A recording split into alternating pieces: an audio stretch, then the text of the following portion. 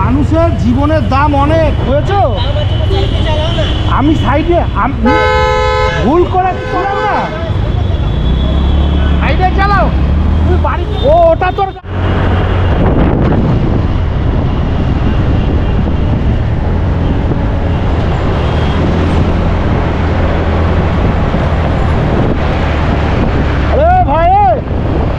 ওইভাবে গেলি কেন? আমার তো লেগে যেত।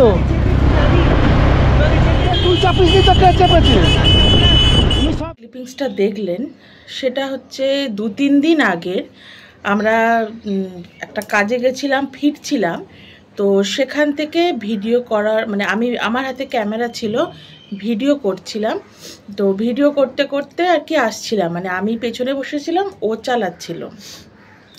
তো ইন দ্য মিন টাইম আমরা দেখি যে মানে কিছুক্ষণ ধরে আমরা এটা ফলো করি যে একটা গাড়ি সমানেই আমাদের মানে সাইড করার চেষ্টা করছে, সাইড করার চেষ্টা করছে। তো প্রথমে আমরা অতটা গুরুত্ব দিইনি, তারপরে দেখলাম যে ব্যাপারটা মানে ইচ্ছাকৃত হচ্ছে। তো তখন মানে আমরা তখনও বুঝতে পারছিলাম না যে কেন করছে, চিনি না, জানি না। তারপর ও যখন জিজ্ঞেস করে যে তুমি যখন জিজ্ঞেস করলে কি উত্তরটা দিল, ও একটা মানে মহিলাদের সম্বন্ধে মানে একটা খারাপ কথা বললো এবং বলল যে যেহেতু হাতে ক্যামেরাটা ছিল, ভিডিও করছিলাম, ওটাই ওর আপত্তি আর কি। লোকটা আমি দাঁড়াতেও বলেছিলাম, ও আমাকে কিছু গাড়িটা নিয়ে বেরিয়ে গেল। দাঁড়ালে না একটা ব্যবস্থা করা যেত, পুলিশ প্রশাসন বলে তো একটা জিনিস রয়েছে। মানে এটার থেকে একটাই কথা বলবো যে সমাজটা এখনও কিন্তু অন্ধকারেই পড়ে রয়েছে। আমি যেটুকুনি বুঝলাম লোকটার, কারণ লোকটাকে তো চিনিও না, জানিও না, আমি সাইড দিয়েই যাচ্ছিলাম, যেহেতু আমি যখন টু হুইলার চালাই, বিশেষ করে স্কুটি চালালে আমি সাইড দিয়েই যাই। ও আমাকে ওর মেন্টালিটি যেটা বুঝলাম, মানে ও বিড়বিড় করে যা বলছিল গাড়ি চালাতে চালাতে, তাতে এইটুকুনি বুঝলাম যে মানে এটাই বলতে চাইছে যে এখন ক্যামেরা সবার হাতে। হ্যাঁ, মানে এই ধরনের আর কি একটা মেন্টালিটি। বেসিক্যালি ওনার সমস্যাটা হচ্ছে যে কেন আমি একজন মহিলা হয়ে কেন ক্যামেরা হাতে এইভাবে ঘুরে বেড়াচ্ছি। এবং দুঃখের বিষয়, গাড়িটা ওলা উবের মানে অ্যাপ ক্যাবের ছিল, এবং পেছনের যে যাত্রীটি বসেছিলেন উনি ব্যাপারটা পুরো বুঝেও প্রতিবাদ না করে উনি বসে বসে পেছনে বসে হাসছিলেন। মানে আমাদের অপরাধ হচ্ছিল, মানে আমার অপরাধ হয়েছিল যে আমি কেন ক্যামেরা হাতে ঘুরে বেড়াচ্ছি, ক্যামেরা নিয়ে কেন ভিডিও করছিলাম। আমি তো ওনার ভিডিও করতে যাইনি, আমি আশেপাশে ভিডিও করছিলাম। তো সেইটা হলো ওনার সমস্যা। এবং উনি আমাকে খুব মানে কতগুলো খারাপ খারাপ ভাষা ইউজ করেন, খুব বাজেভাবে কথা বলে। আমরা তখন মানে আমার তো মানে খুব খারাপ লাগছিল ব্যাপারটা যে একজন মহিলাকে এইভাবে কথা বলছে। ও তখন গাড়িটাকে দাঁড়াতে বলে, কিন্তু সে দাঁড়ায় না, এবং পেছনের যিনি যাত্রী তিনি সমানে হেসে যাচ্ছিলেন।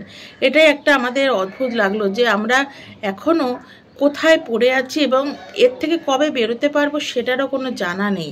যে এখনও আমাদের সমাজে মহিলাদের কোথায় চোখে রাখা হয়, কোন চোখে রাখা হয়।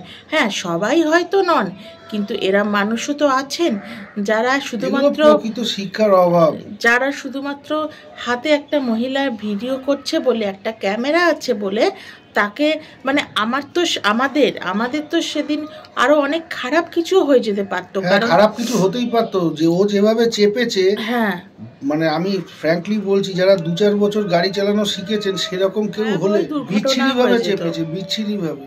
ও আবার যখন আমি বলছি, আমাকে কি ওটা তো বলতে ভুলে গেছি, আমাকে মানে ও প্রিপেয়ার্ড আর কি, আগের থেকেই তৈরি।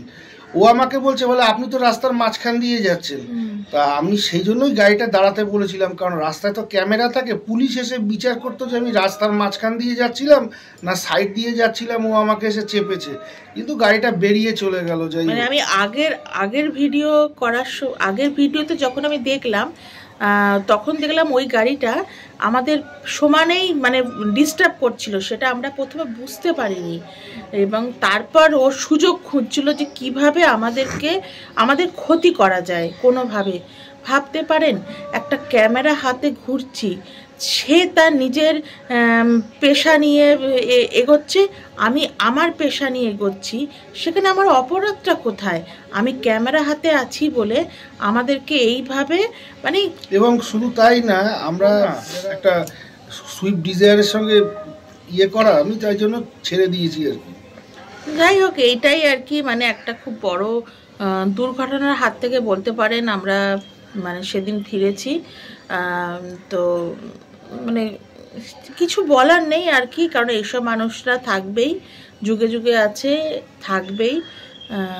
শুধু বলবো যে মানে রাস্তাঘাটে বেরোলে একটু চোখ কান খুলে মানে ঘুরতে হবে। সবসময় চেষ্টা করছেন অপরের কিভাবে ক্ষতি করা যায়, এটাই আর কি বলার ছিল।